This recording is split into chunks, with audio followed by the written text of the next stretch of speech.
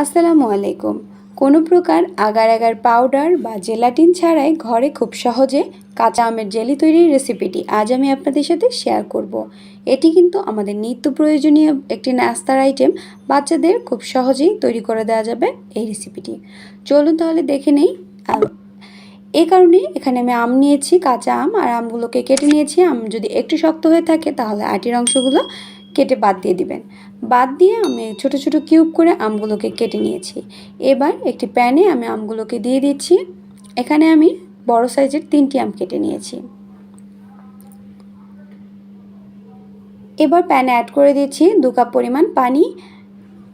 পানি দিয়ে প্রায় 4 থেকে 5 মিনিটের মতো মিডিয়াম হাই হিটে জাল করে নেব, আমগুলো ট্রান্সপারেন্ট হয়ে নরম হয়ে আসা পর্যন্ত। প্রিয় ভিউয়ার্স, যারা এখনও আমার ভিডিওটিতে একটি লাইক দেননি, প্লিজ ভিডিওটিতে একটি লাইক দিয়ে আমার চ্যানেলটি সাবস্ক্রাইব করে পাশে থাকা বেল আইকনটি বাজিয়ে দিবেন। এতে করে আমার ভিডিওর সকল নোটিফিকেশন পেয়ে যাবেন সবার আগে। আর এর মাঝে কিন্তু আমাদের আমগুলো সেদ্ধ করে নেওয়া হয়ে গিয়েছে। দেখতেই পাচ্ছেন আমগুলো একদম নরম হয়ে এসেছে এবং ট্রান্সপারেন্ট হয়েছে।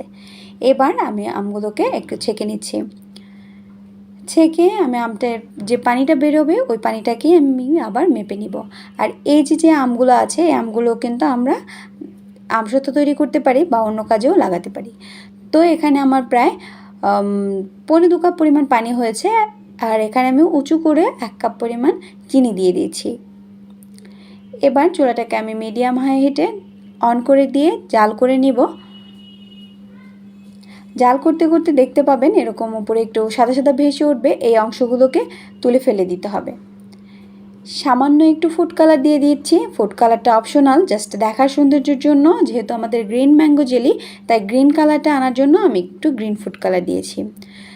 আরও কয়েক মিনিট জাল করতে করতে যখন দেখতে পাবেন যে এরকম ঘন হয়ে আসবে, আর এ পর্যায়ে এটাকে একটু চেক করে নিতে হবে।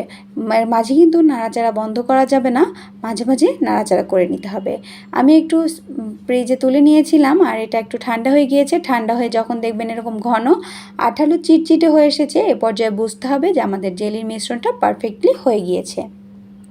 এবার এখানে আমি 1 চামচ পরিমাণ হোয়াইট ভিনেগার অ্যাড করে দিচ্ছি। হোয়াইট ভিনেগারটা দেওয়ার কারণে আমাদের জেলিটা বেশ অনেক দিন পর্যন্ত সংরক্ষণ করা যাবে নর্মাল ফ্রিজে রেখে।